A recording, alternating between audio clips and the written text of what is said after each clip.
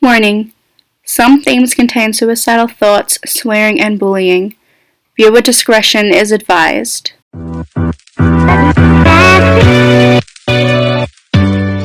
Hey everybody, welcome to our podcast. I'm here with Mac. Hello. And this is our very first podcast, so this will probably be a bit awkward and confusing, but we're going to be making it as juicy as possible. No hate, please. Okay, so today's topic is going to be about our old high school and our story of everything that they put us through. Mac has been through a lot more of shit than I have with the school. So obviously she'll get to tell the stories mostly, and I'll probably just chuck in a few comments and bits and pieces here and there. Yeah.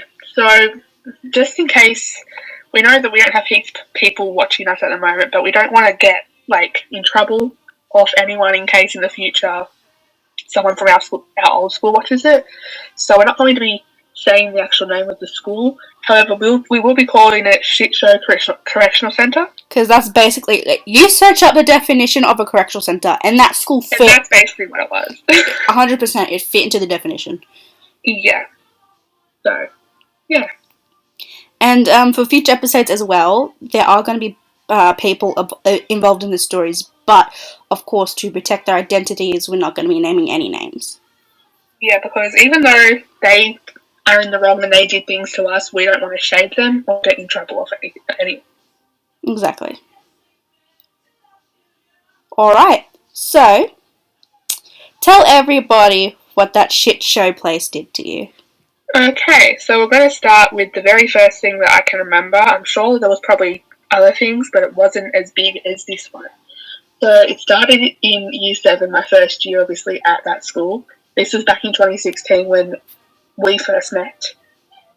I don't think we were friends at the time, but she knows about this story, obviously. I think we met at, just before the end of year holidays. Maybe a couple weeks or so. We already knew of each other, but, we were the shy people. We just knew that we were classmates, and that's about it. Yeah, we didn't really have any interest in because I thought she was a mega bitch. So basically, I just come back to school after being away for I think it was 2 or 3 weeks, because I if you don't know, I suffer from severe asthma. So I was in hospital because of my asthma, and I finally came back to school, and I was having an asthma attack that day, and my brother took me up to the office, and basically I told them I was having an asthma attack. And they told me that I had to take my puffer, so I took my puffer. And then they had a schedule in the office of my asthma plan of how much I'm supposed to take, how often, and all this stuff. So they should have already known this, but they thought that they knew better. So I'm supposed to take, when I'm having an asthma attack, 12 puffs of insulin every 20 minutes. So I'll go to take my 12 puffs, and I know a lot about asthma because obviously I've had it my whole life. And so I was doing that, and I got about halfway through, and then they said to me, "How many are you having?" And I told them 12 puffs, like it says in my asthma plan, and they said, "And this lady, I kid you not, she is the one who I've had problems with the whole time throughout being at this school. She told me, I have asthma, and I have bad asthma, so I don't think you're having that bad of an asthma attack. You don't need 12, you're only taking 6. And in my head, I'm just I didn't say it out loud, obviously, because I was the kind of girl who was a goody two-shoes, which I really shouldn't have been considering how off they were to me. But anyway, and because I was having an asthma attack, I wasn't really focused on being rude or back-chatting to someone, so I was just stressed. And so basically, I was just thinking to myself, who is she to tell me how many I'm allowed to have? She's not a doctor, she's not my mum or my immunologist. I know what I have to do. But me being stupid, I listened to her because I didn't want to get in trouble. But at this time, she had already sent my brother to class because it was class time, and she told him that he's allowed to stay with me, which stressed me out, obviously. And so I stopped at 6 puffs, and I didn't have any more. And then with that, there was a couple, they were all standing in a group, and they were whispering, and they kept looking at me. And I kind of heard that they were saying things about me. They were saying, from what I remember, they were saying things like, there's no way she needs 12. She's lying. She's making this all up.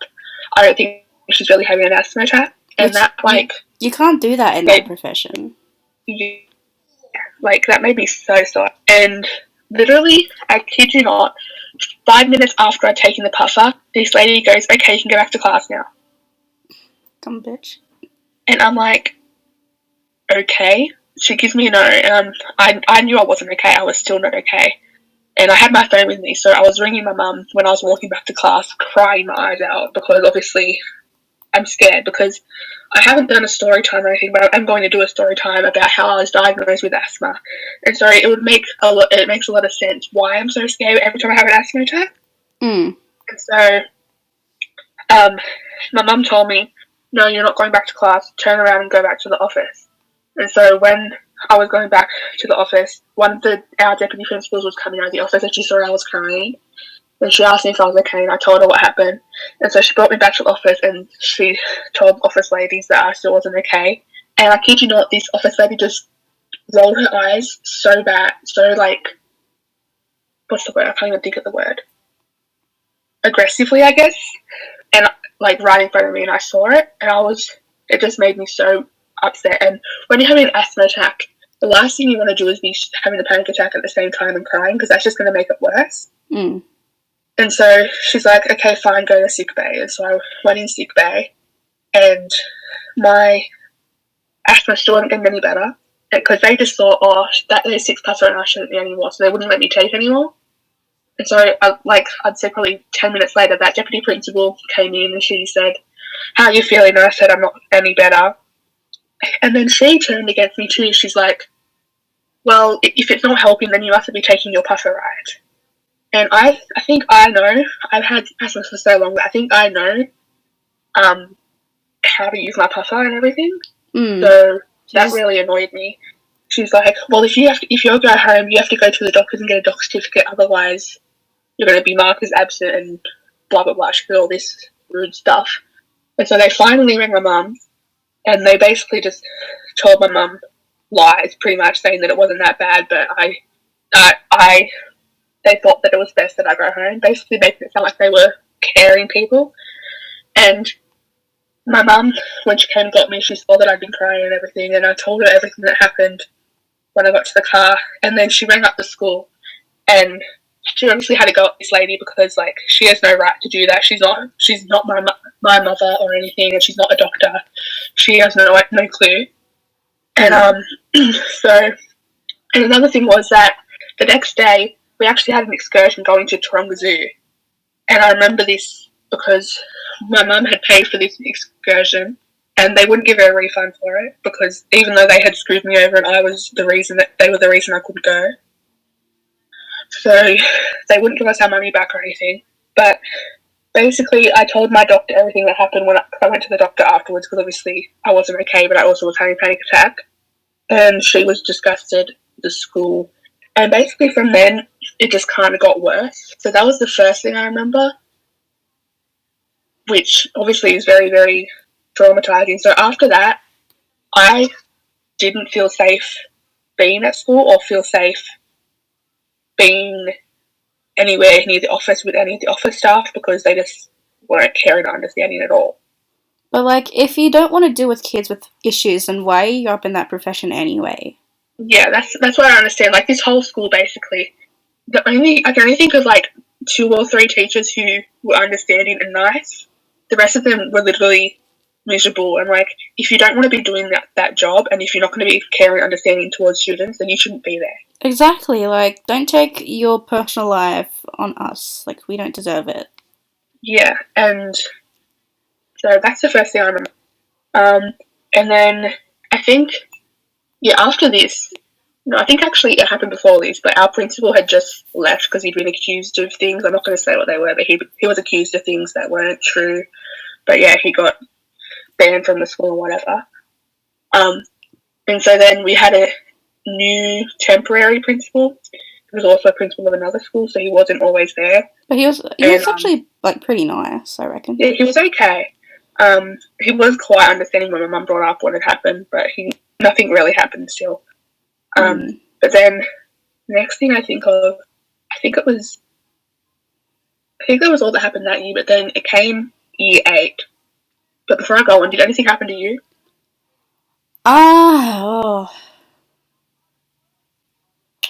Honestly, I'm gonna have to dig through my memory, hey, because like I've just kind of locked up all these memories.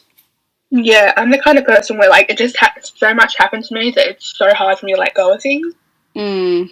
And so, in a way, this podcast is kind of helping me let go of things as well. I like back in year 8 and 7, all that. I was going through a lot. So I Yeah, wasn't really at school that much. yeah, I remember that. So yeah, but in year 8, it was a new year, and I thought, okay, everything refreshes, restarts. Maybe they were just having a bad day or something, or Bitch, you something was were going on in wrong. their life. Yeah, I was so wrong. And so I thought, okay, I'll give them another chance. I'm the kind of person who forgives people too easily, which is a bad thing, but you know what? It's a given Gotta curse. live with it. Um, but basically, that year I got a different PE teacher that I had in year 7. And in year 7, my PE teacher kind of wasn't very understanding either. But, like, he didn't really do that much.